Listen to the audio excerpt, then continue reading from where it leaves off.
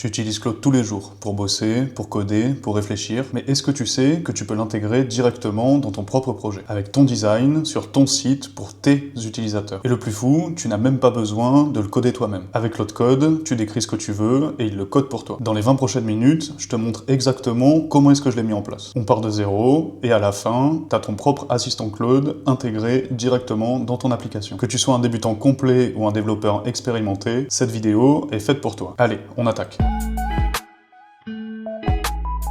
Alors pour reprendre les bases, Claude Code, c'est un agent IA créé par Anthropic. Tu lui parles en langage naturel, et lui, il crée des fichiers, il écrit du code, il lance des commandes, et il modifie tous tes projets. C'est comme avoir un dev senior qui code à ta place, mais en beaucoup plus rapide. Si tu as vu ma vidéo sur Claude 2.1, tu connais déjà les sous-agents asynchrones, le hot reload des skills, l'intégration Chrome, etc. Mais depuis, il y a eu encore plein de nouveautés.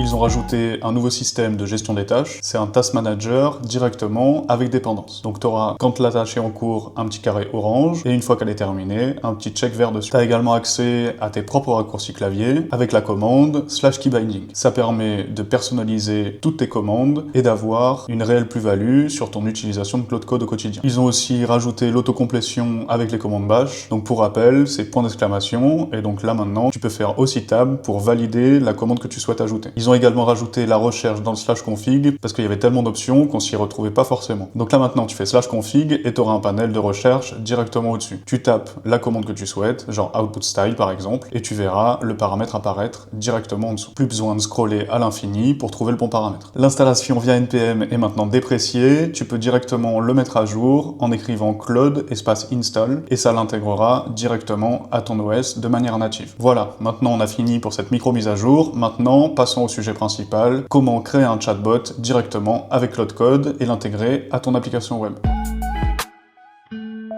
Dans un premier temps, on va faire la partie basique, de manière à ce que tu aies le code source et que tu puisses le réutiliser sur l'ensemble de tes projets. On va aller sur notre terminal directement, donc on utilise Warp. N'hésite pas à aller voir la dernière vidéo de l'installation que j'ai faite, et surtout, installe Claude de manière native et plus via NPM, vu que maintenant c'est déprécié. Donc, on va se rendre directement dans les documents. Moi, normalement, j'ai un dossier qui s'appelle Proof of Concept, et ici, on va créer un nouveau dossier avec Chatbot IA, je pense qu'on va l'appeler. Ensuite, on rentre dans notre nouveau dossier, et on va lancer Claude. Tac, donc là je l'ai mis à jour il n'y a pas longtemps, donc il faut que je me reconnecte, il faut que j'autorise.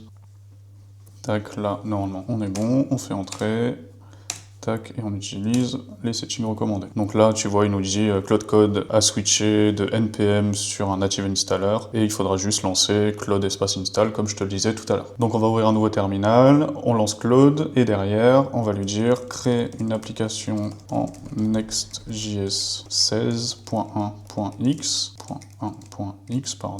avec TypeScript, Tailwind et Chatcn pour la partie design, afin de mettre en place un chatbot IA. Donc pour l'instant, on va juste lui demander de faire la base, et une fois qu'on a fait la base et qu'elle est fonctionnelle, on va venir ajouter notre IA directement dans notre application. On va essayer de faire un exemple de base pour mettre un chatbot en place, et une fois que ce chatbot est mis en place, derrière on viendra l'upgrade et lui mettre des fonctionnalités en plus pour que ça corresponde réellement à ton business. Donc on va lui demander de faire ça, on va le mettre en plan de mode pour vérifier exactement ce qu'il fait, et surtout j'ai oublié un truc, tu vois, c'est de lui demander d'utiliser Context7 pour qu'il aille vérifier justement les dernières versions. Si t'as pas Context7, je t'invite à aller voir cette vidéo juste ici, je te montre comment on l'installe. Donc là on lui rajoute use Context7 et on va le lancer directement. Donc là tu vois, il va demander directement à Context7, donc il va se connecter au modèle Context Protocol pour aller chercher la dernière version de Next.js, Tailwind, Chatcn, etc. Donc là on va lui faire yes and don't ask again, de manière à ce qu'il aille chercher les trois en même temps, et une fois qu'il a terminé, il va faire une conclusion et partir sur la création de notre projet. Donc là tu vois qu'il a encore besoin de doc, donc on va lui dire bah vas-y, y a pas de souci, connecte-toi-y. Donc là tu vois il te dit bah, j'ai récupéré la documentation à jour, je contacte Next.js 16.1.x existe bien. Avant de finaliser le plan, j'ai quelques questions pour m'assurer de bien comprendre tes besoins. Donc là, ici, il va nous dire bah, quel fournisseur souhaitez-vous utiliser pour le chatbot. Nous, on va utiliser Anthropic, parce qu'on a été vendu, hein, forcément. Quelle fonctionnalité souhaitez-vous pour le chatbot? Donc pour l'instant, on va partir sur un chat simple, et on verra après comment est-ce qu'on ajoute l'historique, le multiconversation, etc., etc. Donc là, on va le submit. tac, on submit les answers, et derrière, il va nous proposer un plan d'implémentation de manière à mettre en place ce chatbot. Donc là, tu vois, parfait, je vais maintenant créer un plan détaillé pour votre application de chatbot avec Next.js en 16.1, TypeScript, Tailwind, ChatCN et l'API Anthropic Claude. Donc là, je te mets en timelapse, et une fois qu'il a fini, on validera le plan avec lui. Donc voilà, il a terminé de générer, on va vérifier le plan directement avec lui. Donc tu vois, l'objectif, créer une application de chatbot utilisant Claude, Anthropic, avec une interface moderne et responsive. Au niveau du framework, on est bien sur Next.js, le langage sur TypeScript, le styling avec Tailwind CSS, les composants UI avec ChatCN, et l'IA. Derrière, il veut faire un Vercel AI SDK, mais nous, on va directement passer par le SDK que nous propose Anthropic. C'est plus simple, et au moins Claude Code, il connaît très bien la documentation autour de ça, et tu pourras ajouter des fonctionnalités comme tu le souhaites. Donc là, les étapes d'implémentation, déjà c'est l'initialisation du projet, ensuite c'est l'installation des dépendances avec ChatCN, et derrière il va installer Vercel. Sauf que nous, Vercel, on n'en a pas forcément besoin. Donc on va directement installer l'AI SDK, mais celui de Claude Code. Donc là, on va lui dire non, c'est pas bon, car nous, on veut rajouter le SDK de Anthropic, et pas celui de Vercel. D'ailleurs, pendant qu'il travaille, si tu veux tous les prompts plus les templates, je te les mets directement sur le School que tu peux trouver directement dans la description. Ça te permettra de suivre la vidéo avec le cours en complément, de pouvoir copier-coller les prompts depuis l'application School, et derrière tu peux poser tes questions, faire tes demandes de vidéos, etc. D'ailleurs, j'y pense aussi, si tu veux prendre un rendez-vous sur Calendly, c'est avec plaisir, je peux t'accompagner sur ton projet, je peux également discuter avec toi et valider le workflow que tu es en train de mettre en place sur ton projet, donc n'hésite pas, le lien est aussi en description, tu peux réserver tous les jours, et je serai dispo pour qu'on en discute. Ok, donc il nous a régénéré notre plan, donc on va checker ensemble si on part dans la bonne direction. Comme d'habitude, il faut avoir de l'esprit critique, parce que forcément, tu vas pas obtenir le résultat que tu avais demandé au départ. Donc là, on va vérifier, donc là, il veut initialiser le projet, installer les dépendances, derrière récupérer le bon SDK d'Anthropic, cette fois-ci, tu vois, il fait bien un npm install de Anthropic AI/SDK, et derrière, il va nous proposer une structure de fichier à créer. Donc là, on a l'app, on a la partie API, on a la partie chat, et la partie route directement pour le streaming SSE. Derrière, on a une page principale avec le chat en page.tsx, le layout qui est déjà créé et les global.css qui seront déjà créés vu qu'on utilise ChatCN. Au niveau des composants, on aura le chat avec les composants suivants. Le chat container qui lui est le container principal du chat. Ensuite, on aura la liste des messages, l'input de saisie et les messages bubble individuels pour pouvoir afficher à la fois tes messages et les messages de réponse de Claude. Donc forcément, dans ce case-là, on va utiliser des composants déjà prédéfinis par ChatCN. On va également avoir des hooks pour gérer la personnalisation, pour gérer le chat. Et derrière ça, on va forcément avoir un point off point local pour stocker notre clé d'API Anthropic. Pour la suite, si on regarde un peu, c'est du détail, mais t'as l'API route, le composant chat container, le composant message, le composant input, le composant message bubble dont on a parlé juste avant, et après, il va nous parler des exemples de code clés, imaginons pour la route avec streaming sur ton application. Nous, pour l'instant, on va cliquer sur oui, et on va voir ce qu'il nous met en place, on va tester, et après, au fur et à mesure, on fera des améliorations sur l'ensemble du code. On va faire un yes auto-accept edit de manière à garder le contexte du plan et pas le clear directement. Donc là, on fait yes, je te mets en timelapse et on se retrouve une fois qu'il a généré la première partie de l'application. Donc là, je t'arrête pendant le timelapse, tu vois la partie dont je t'ai parlé tout à l'heure pour la nouvelle mise à jour des tasks. Là, tu peux le voir. Ici, tu vas avoir un carré orange qui va dire cette tâche est en cours, et derrière, tu vas avoir des carrés transparents pour dire que la tâche n'a pas encore été accomplie. Une fois qu'elle sera accomplie, on aura un petit check vert, je te montrerai tout à l'heure. Là, il nous demande la permission de créer notre application, donc tu fais yes and don't ask again. Comme ça, il va pas nous poser de questions, et même s'il plante la première installation ou la première création du projet, il le refera avec toutes les options possibles pour mettre en place notre projet directement. Je te remets en timelapse, on se retrouve après.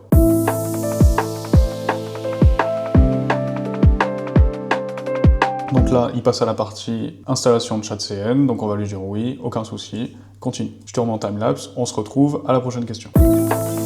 Donc là, il va te poser les questions, s'il a le droit d'installer les différents composants inclus dans ChatCN. Donc là, il nous demande, est-ce que je peux ajouter le bouton, l'input, la carte, la scroll area, l'avatar? Et donc on va lui dire, bah oui, vas-y, y a pas de souci, tu peux installer ça. Et là, j'en profite, tu vois, il a fini d'initialiser notre application Next.js, et donc il a mis un petit coche vert, comme je te le disais, au tout début de la vidéo, dans la mise à jour. Donc là, il va nous demander également s'il peut installer le SDK d'Anthropic, on va lui dire oui, pas de souci. Et donc là, tu vois, la tâche est en cours, elle est bien orange, et les tâches qui sont terminées ont bien un coche vert. Là, il est en train d'écrire le reste de l'application, je te mets en timelapse et on se retrouve juste après. Voilà, il a terminé, et maintenant, il va tester de build pour voir si l'application compile bien et qu'on n'a pas d'erreur. Donc là, on va faire yes, il n'y a pas de problème, on va voir s'il compile. Donc normalement, il ne devrait y avoir aucun souci, hein, c'est Opus 4.5, normalement, il fait du one-shot. Donc là, tu vois, il nous dit, pour démarrer, il faut configurer la clé API. Donc c'est ce qu'on verra juste ensuite. Avant ça, on va lire un peu tout ce qu'il y a. Donc la deuxième option, c'est lancer le serveur de développement en allant directement dedans, mais bon, ça tu connais normalement, tu peux directement lui demander à Claude Code de lancer ton application, comme ça, il aura accès au log et il fera une background task avec tous les logs de l'application. Au moins, si on rencontre une erreur, lui, il aura les infos et il pourra corriger en conséquence. Et donc ensuite, il nous dit ouvrir le localhost 3000 pour aller vérifier que notre application fonctionne bien. Donc là, on va passer à l'étape où on crée notre clé d'API directement sur le site d'Anthropic. Donc pour ça, tu ouvres un nouveau navigateur, tu te rends sur console.anthropic.com. Là, on va attendre que ça charge. Ici, on va cliquer sur Get API Key. Ici, on va en créer une nouvelle. Derrière, on va nommer notre secret key Chatbot IA, par exemple. On va faire Add. Et derrière, il va nous donner notre clé d'API. Donc évidemment, je vais te le flouter parce que sinon, tu vas récupérer ma clé et dépenser un maximum de thunes sur mon compte. Mais t'inquiète, toi, ça sera exactement pareil. Tu as le petit carré bleu, tu cliques sur le bouton Copy Key. Et derrière, tu peux close la pop-up. N'hésite pas à la stocker quelque part de manière à ne pas la perdre. Ou sinon, tu retournes sur le site et t'en recrées une comme on vient de le faire. Du coup là on est pendant le montage de la vidéo et je viens de me rendre compte que je t'ai pas expliqué comment est-ce qu'on rechargeait le compte sur la plateforme de Claude. Donc c'est assez simple, tu vas dans la partie settings ici et ensuite tu vas te rendre dans la partie billing et normalement ici tu vas pouvoir ajouter ta carte de crédit, mettre 5$, t'inquiète normalement pour l'exemple, nous ça va utiliser quelques centimes. Donc tu mets 5$, tu rentres ta carte, t'achètes tes crédits et normalement tu devrais être crédité dans les secondes ou dans les minutes à venir. Voilà, c'est tout, je te laisse avec la suite de la vidéo. Ciao. Là on va aller dans notre partie env.local et même je pense qu'on va même pas s'embêter, on va la donner directement à Claude. Donc là, on va lui dire, voici ma clé, API, tu peux la rajouter dans le .env.local. Tac, on lui fait une petite flèche, on lui donne notre clé d'API, et on fait entrer. Donc là, tu vois, il va venir update le .env.local de manière à ajouter notre clé d'API. Donc là, important, tu vois, il te dit, ne partagez jamais votre clé API publiquement, GitHub, forum, etc. Si cette clé a été exposée, je vous recommande de la régénérer dans la console Anthropic, comme je t'ai dit juste avant. Donc là, maintenant, il nous dit qu'on peut lancer l'application, donc on va lui demander directement dans le prompt de lancer notre application. Donc là, tu vois, il pré-shot et il dit lance le serveur, donc tu fais tab, tu fais entrer. Et on est parti. Là, il nous demande s'il peut lancer npm run dev. On va lui faire un yes, don't ask again. Et donc là, comme tu peux le voir, il l'a lancé, puisqu'on a un petit truc en bleu en dessous qui s'appelle One Background Task. Et donc, si on va dedans, tu peux vérifier. Ici, on a un status running depuis 20 secondes à peu près. Il a lancé la commande npm run dev et tu peux voir l'output avec notre Next.js 16.1.4 qui a été lancé directement sur le port 3000 du localhost. Donc là, on fait échappe pour revenir à l'étape d'avant. Et là, on peut même lui demander de l'ouvrir dans le navigateur. Nous, on va aller sur notre navigateur, on va aller sur localhost 3000 et évidemment il n'y a rien qui est connecté. Ah si, il fallait juste que j'actualise. Ok, donc là on va tester notre application. On va lui dire, je sais pas, bonjour par exemple. On va faire envoyer, donc là on nous dit, ok Claude réfléchit, comment puis-je vous aider aujourd'hui? Donc là tu vois on a notre première étape. Donc notre deuxième étape, ça va être de configurer un historique de conversation de manière à ce qu'il puisse se rappeler de ce dont on a discuté sur les précédents messages. Parce que là actuellement, imaginons je vais lui dire, bonjour je m'appelle Adrien, derrière on va lui redemander s'il se rappelle comment je m'appelle. Donc on va faire le test, donc je vais lui dire, je m'appelle Adrien, tac, on va faire envoyer. Donc là tu vois il me répond, enchanté Adrien, c'est un plaisir de faire votre connaissance, comment puis-je vous aider aujourd'hui? Je vais lui demander du coup comment je m'appelle. Et tu vois, en fait, il a déjà configuré le système d'historique.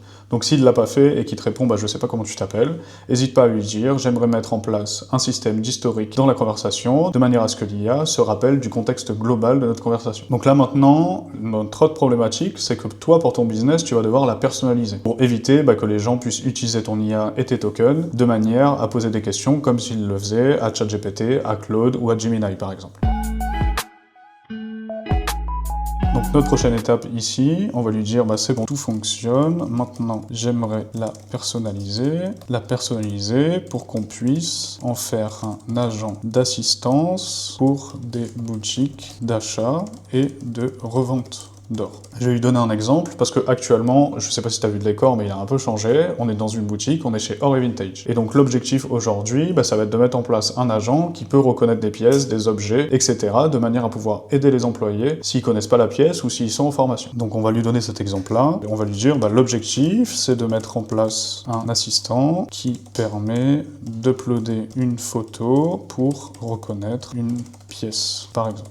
Là, on va faire entrer et on va voir justement ce qu'il nous propose. Fais un shift tab, comme ça on passe en plein mode et on est sûr de ce qu'on va mettre en place. Donc là, et je sais, bien sûr, c'est une excellente idée, cette modification implique plusieurs changements importants. L'upload d'images dans un premier temps, la vision de Claude, il faut adapter l'API pour envoyer des images à Claude, donc avec une capacité multimodale. Et derrière, il va falloir changer le prompt system pour justement, en amont, mettre un prompt system. Donc ce prompt system, il va permettre de donner le contexte à l'IA de manière à ce qu'elle puisse répondre de la meilleure des manières. Ensuite, il veut modifier l'interface, donc personnaliser le design pour le thème or et bijouterie. Ça, c'est pas forcément nécessaire, mais derrière, toi, tu peux lui donner ta propre charte graphique avec tes couleurs et il la mettra en place pour le chatbot. Donc là, il va nous poser quelques questions parce qu'il n'a pas forcément toutes les infos vu qu'on a été assez vague sur le prompt. Et donc ça, si tu veux regarder, j'en ai parlé directement dans cette vidéo qui est Claude 2.1 avec la nouvelle mise à jour et la fonctionnalité Ask User Question, qui est un genre de QCM qui permet à Claude d'avoir plus de contexte sur ta demande. Donc là, quel est le nom que vous souhaitez donner à l'assistant? Je vais demander du coup au grand chef qui est juste derrière la caméra, comment est-ce que tu veux qu'on nomme notre assistant? Bonne question. Aide-moi à reconnaître. Aide-moi à reconnaître? Allez, on va l'appeler Aide-moi à reconnaître. Donc là, on va l'appeler Aide-moi à reconnaître. Tac. Donc, quelle fonctionnalité d'identification souhaitez-vous? Des pièces d'or, des lingots, des bijoux, tout. Je pense qu'on va le faire juste pour les pièces d'or pour l'instant. Ouais. Et après, on verra si on améliore, le process. Donc là, on va lui dire pièce d'or. Est-ce qu'on veut un thème? Pas forcément. On va lui dire qu'on veut garder le thème actuel. Et si besoin, toi, tu vas venir lui dire j'aimerais que mon thème soit de telle couleur, et ça te permettra d'adapter ton chatbot. Donc là, on va lui dire thème actuel. On va submit les answers. Et derrière, lui, il va faire son plan. Nous, on va valider le plan qu'il souhaite mettre en place. Et derrière, on aura notre résultat et on va les tester directement avec une image. Donc tu vois, parfait. Maintenant, je vais rédiger le plan complet pour transformer l'application en aide-moi à reconnaître, spécialisé dans l'identification de pièces d'or. En gros, on est en train de mettre en place un agent qui va permettre aux employés, s'ils ont un doute, de demander à l'IA et de pouvoir reconnaître la pièce. Donc là, notre plan est généré, donc ça a été assez rapide. On va quand même remonter tout en haut. Donc tu vois, l'objectif, il l'a bien compris. Transformer le chatbot existant en assistant spécialisé pour l'identification de pièces d'or via l'upload de photos, en utilisant la capacité de vision de Claude. Donc les fonctionnalités à ajouter, comme je te disais tout à l'heure, l'upload d'images, la vision de Claude, le prompt system et l'affichage des images. Donc là, il propose les modifications à apporter. Donc pour l'instant, on va pas trop regarder. Nous, notre objectif, c'est d'aller assez vite, de vérifier que ça fonctionne et ensuite d'optimiser le code. Donc là, le prompt system, tu vois, il est assez simple. Tu es Aide-moi à reconnaître, un expert numismat spécialisé dans l'identification et l'estimation des pièces d'or. Ton expertise couvre les Napoléons, 20 francs, 10 francs, 5 francs, les souverains britanniques, les Krugerrands sud-africains, les Eagles américains, etc., etc. Et toute autre pièce d'or d'investissement ou de collection. Donc tu vois, dans son process et dans son workflow, on lui dit bien, quand on te montre une photo de pièce, tu dois identifier le type de pièce, décrire les caractéristiques, indiquer le titre en or en pureté de ce type de pièce, donner le point en or fin théorique, mentionner des éléments à vérifier pour l'authenticité, et si pertinent, donner une fourchette de valeur indicative. Donc tu vois, derrière on lui dit, sois précis, professionnel et pédagogue, si tu n'es pas certain de l'identification, indique-le clairement et propose des hypothèses. Donc là, le plan nous convient, on va faire une première version, et ensuite on verra avec le grand chef si ça lui convient ou s'il a des choses à ajouter par la suite. Donc là on fait yes and clear le contexte. Et donc du coup, on se retrouve après, je te mets en timelapse et on fera le test ensemble directement sur le navigateur.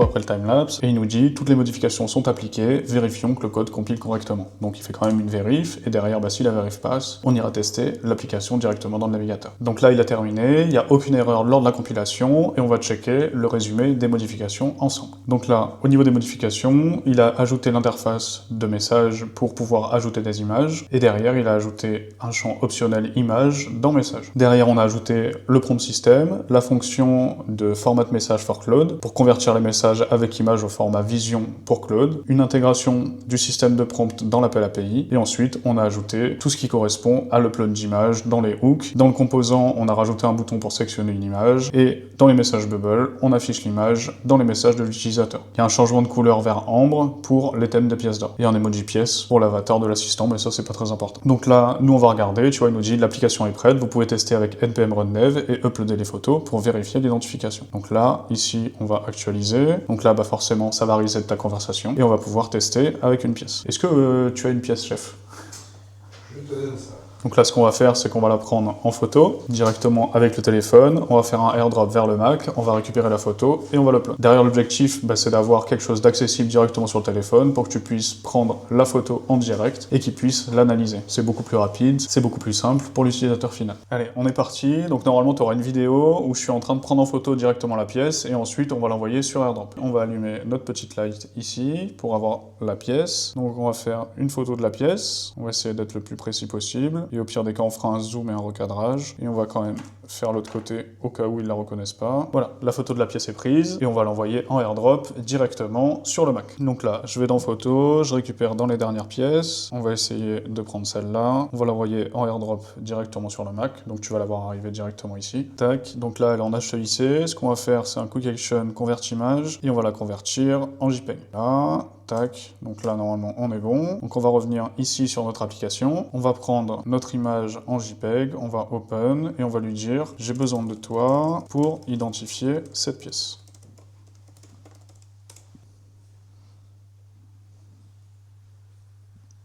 Donc là, on va demander confirmation au chef. Donc d'après Claude, on possède un 20 francs suisse Vreneli ou helvétien. C'est ça. Qui vient de Suisse, qui est un type de pièce d'or d'investissement et de collection, et qui a une inscription visible Helvetia, nom latin de la Suisse. Exactement. Ok. Est-ce que tu veux rajouter des choses en plus? Le titrage, les millièmes. Ok. Donc là, on va retourner sur Claude. On va lui dire, déjà, il y a un petit bug ici, c'est qu'une fois qu'on a écrit, on peut plus communiquer avec lui, ou je sais pas, peut-être il y a un espacement qui est pas bon, je sais pas du tout. Donc là, on va lui dire, on va lui prendre un screen, du coup, tac, juste ici, tac, du coup, on va faire commande C. Derrière, on va lui coller ici, et on va lui dire, ok, ça fonctionne. Par contre, quand j'ai envoyé mon premier message avec l'image, je ne peux plus écrire dans l'input. Il faut donc vérifier si c'est un problème de design ou simplement une désactivation de l'input. Et ensuite, il faudrait également rajouter les infos suivantes dans la réponse, qui sont du coup Le titrage. le titrage. On peut en mettre plusieurs. Ouais. Le tirage. Le tirage. Donc le tirage, c'est le nombre de pièces frappées. de pièces frappées. Ok. Si c'est une refrappe. C'est une refrappe. Ok, on est good. Une dernière. Si elle a cours légal. Si elle est pour légal, c'est ça? Ouais. Ok. Allez, on va demander ça. On se met en timelapse et on se retrouve juste après. Donc là, c'est good, on a terminé. Il va juste faire les tests au niveau de la vérification de la compilation du TypeScript pour voir si tout est bon. Donc là, on lui fait yes. Tac, donc on va vérifier la compilation du code. Et donc là, tu vois, il y a un exit code 0, donc normalement, il n'y a aucune erreur sur notre code, ça compile bien. Ok, donc tu vois, là, il nous dit, les corrections ont été effectuées, le problème de l'input bloqué. Il a ajouté une vérification explicite que le reader existe. Derrière, il a aussi enrichi le prompt system de manière à donner les caractéristiques que nous a demandé le chef tout à l'heure. Donc là, il nous dit de relancer, normalement, ça devrait déjà être bon. Ce qu'on va faire ici, c'est qu'on va re-upload notre image et on va lui dire, j'ai besoin d'identifier cette pièce, s'il te plaît. Toujours être poli avec l'IA, s'il vous plaît. Donc là, Claude réfléchit et on va attendre sa réponse. Donc il va forcément mettre un peu plus de temps parce qu'il va analyser l'image. Et derrière, on devrait avoir notre réponse. Là, tu vois, on a encore un problème parce qu'on ne peut pas scroll directement. Donc on va lui prendre un screen et on va lui dire, je peux pas scroll. Check l'image, je peux pas scroller. Sur la réponse, le chat est bloqué. Donc là, au moins, il va faire l'autre correction au niveau de l'UX et on devrait obtenir le bon résultat. Là, tu vois, il a pris un truc trop complexe qui fait partie de ChatCN et il va remplacer par une option plus classique. Donc pareil, il veut retester s'il n'y a aucune erreur de compilation. Donc on voit un exit 0, c'est que c'est bon, ça passe. Donc là, il me dit, c'est bon, ça a été corrigé, relance l'application. On n'a pas forcément besoin de relancer l'application parce qu'elle était déjà lancée. Et donc là, tu vois, il a corrigé le système de scroll. Donc là, normalement, il nous a répondu. Donc tu vois, l'identification, on possède un Vreneli suisse de 20 francs, une pièce d'or emblématique de la Confédération helvétique. Au niveau des caractéristiques, normalement, il va donner les caractéristiques de la pièce pour que tu puisses bien l'identifier et être sûr que c'est la pièce que tu as entre les mains. Derrière, donc il nous dit la face visible sur la photo, profil gauche d'une femme suisse. Donc là, c'est ce qu'on a directement ici. Je vais te montrer. Donc là, tu vois, là, normalement, tu devrais bien la voir. Au pire des cas, je te mettrai une photo. Et derrière, tu vois, il va nous dire, sur le revers, tu devrais avoir la croix. Et effectivement, on a la croix directement sur la pièce. Derrière, au niveau de la tranche, on devrait avoir un cannelé strié. Donc là, je crois que c'est bon. Tu me dis si c'est ça. C'est des étoiles. Ouais, il y a des petites étoiles. Et donc là, tu vois, normalement... Ah, Je galère avec mes mains, les gars. Désolé. Tac, voilà. Donc là, normalement, on est bon. Au niveau du titrage, on est censé avoir une pureté de 900 millième. C'est exact. C'est exact, ok. Et un alliage de 10% de cuivre pour la dureté. C'est C'est exact. ça aussi. Au niveau du poids, on est sur 6,45. Et en poids d'or fin, du coup, on est censé avoir 5,80. C'est exact. Ok, parfait. C'est bon, Claude a bien travaillé. Et au niveau du tirage, les Vreneli ont été frappés de 1897 à 1949, avec 2 périodes distinctes. Frappe originale entre 1897 et 1935, et un revers millésimé, différentes années selon le millésime. Les tirages varient fortement selon l'année, de quelques milliers à plusieurs millions d'exemplaires. Et donc, ils nous caractérisent bien la refrappe, comme tu m'as demandé tout à l'heure. Et donc, de nombreux Vreneli portant le millésime 1935 et 1947 sont des refrappes officielles réalisées entre 1945 et 1949. C'est exact. On Je est vais bon partir en vacances. Allez, parfait. Voilà, je vais lui laisser travailler. Je vais laisser travailler à ma place. Et donc au niveau du cours légal, non, cette pièce n'a plus cours légal en Suisse depuis 1936, elle reste néanmoins un actif patrimonial reconnu. Exactement. Ok, parfait. Et donc pour vérifier l'authenticité, tu vérifies du coup le poids à 6,45, le diamètre de 21 mm, l'épaisseur de 1,25 mm, les reliefs nets et précis, notamment les cheveux et les détails floraux. Le test allément ne doit pas être magnétique, et le son clair et cristallin caractéristique du test de la cloche. Et sur la tranche, les cannures régulières et bien définies. Contrefaçon courante, attention aux copies chinoises en tungstène, plaqué or, qui ont apparemment le même poids. Et donc la valeur indicative, cours de l'or, la valeur plancher correspond au poids de l'or fin, donc 5,81, et la prime actuelle, elle est entre 3 et 8% au-dessus du cours de l'or. C'est exact. On est bon? C'est ça. Parfait. Bah c'est bon, on peut remplacer tous tes employés. Bien informé. Ou bien les former, du coup. Donc voilà, nous on a quelques petites modifications à faire, mais ça correspond exactement à la demande initiale qu'on avait du client. Et aujourd'hui, bah, ça va pouvoir aider chaque employé chez Or Vintage à estimer une pièce et à vérifier que c'est pas une contrefaçon. Donc là, tu vois, on a des petites étoiles, des petits hashtags un peu partout, et en fait, bah, ça c'est du markdown de base. Ça permet de mettre en forme ton texte. Et donc du coup, bah, nous on va lui dire, ça correspond exactement à notre demande, mais la seule problématique, bah, c'est qu'il y a des étoiles un peu partout, donc forcément l'employé il va se dire bah, qu'est-ce que c'est que tout ça? Est-ce qu'il n'y a pas moyen de mieux le mettre en forme? Donc on va lui prendre une photo et on va lui expliquer exactement ce que je viens de te dire. Donc on va lui dire parfait pour ce que tu as mis en place. Maintenant, j'aimerais que tu fasses une bonne visualisation du markdown car actuellement il est affiché en brut. Donc là, on fait entrer, petit timelapse et on se retrouve quand il a fini.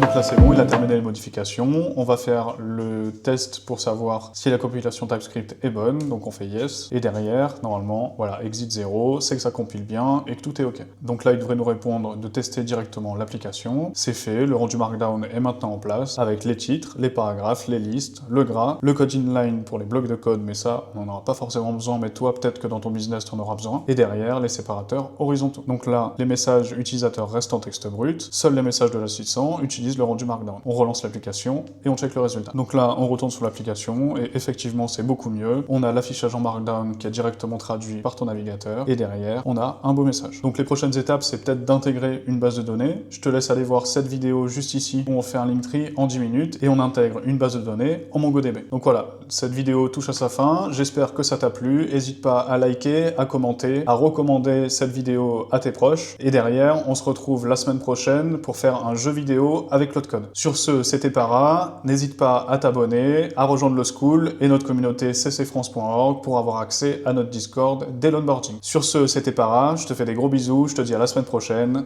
Ciao!